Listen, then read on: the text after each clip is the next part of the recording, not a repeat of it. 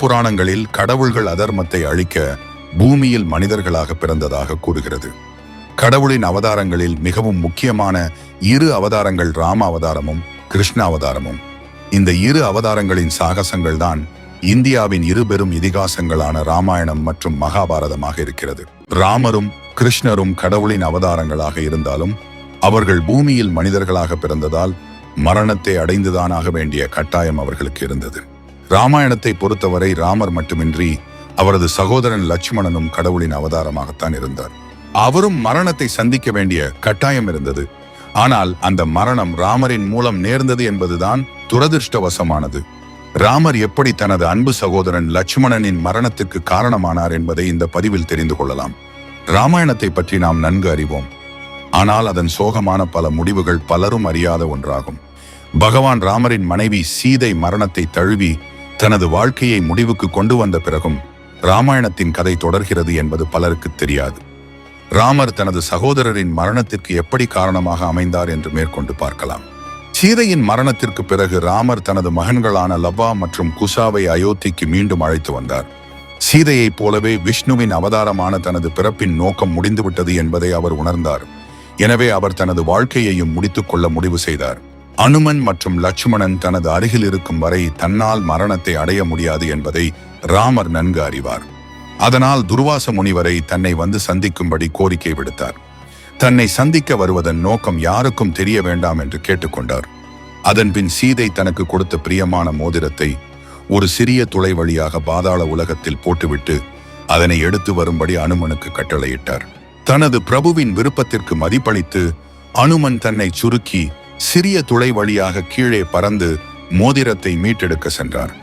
இதற்கிடையில் மரணத்தின் கடவுளான யமனிடம் தன்னை சந்திக்க வருமாறு அவர் கேட்டுக்கொண்டார். பின்னர் அவர் லட்சுமணனிடம் அரண்மனை கதவை காக்கும்படி கட்டளையிட்டார். தங்களின் சந்திப்பை யார் தலையிட்டு தொந்தரவு செய்தாலும் அவரை கொல்ல வேண்டும் என்று கட்டளையிட்டார். தன்னை பார்க்க வருமாறு முனிவர் துர்வாசரை ராமர் கேட்டுக்கொண்டது லட்சுமணனுக்கு தெரியாது. எனவே துர்வாச முனிவர் அரண்மனை வாசலுக்கு வரும்பொழுது ராமரின் உத்தரவின் பேரில் லட்சுமணன் துர்வாச முனிவரை தடுத்து நிறுத்தினார். லட்சுமணனின் செயல் துர்வாசரை கோபப்படுத்தியது. அதே சமயம் லட்சுமணனால் ராமரின் கட்டளையை பற்றி கூற முடியவில்லை. முழு சூழ்நிலையையும் அறியாமல் லட்சுமணன் துர்வாச முனிவரை யமனுடனான உரையாடலின் போது யாரும் ராமரை சந்திக்க முடியாது என்பதால் திரும்பி சென்றுவிட்டு மீண்டும் வருமாறு கேட்டுக்கொண்டார். லட்சுமணனின் செயலால் ஆத்திரமடைந்த துர்வாசர் அயோத்தியை சபிக்கப் போவதாகவும் அதனால் ஏற்படும் விளைவுகளை லட்சுமணன் எதிர்கொள்ள வேண்டும் என்று எச்சரித்தார். துர்வாசரின் சாபத்திற்கு பயந்து லட்சுமணன் அறைக்குள் நுழைந்து முனிவர் துர்வாசாவின் வருகையை ராமருக்கு தெரிவித்தார். ராமர் பின்னர் துர்வாச முனிவரை அழைத்து வரும்படி கட்டளையிடுகிறார். ஆனால் அவரது உத்தரவை நினைவுபடுத்துகிறார். அதன்படி அவரை கொல்ல வேண்டும் என்று கூறினார். கொடுத்த வாக்கை மீறி ராமரின் சந்திப்பை கெடுத்ததற்காக தன் உயிரை மாய்த்து கொள்ள முடிவெடுத்தார் லட்சுமணன்.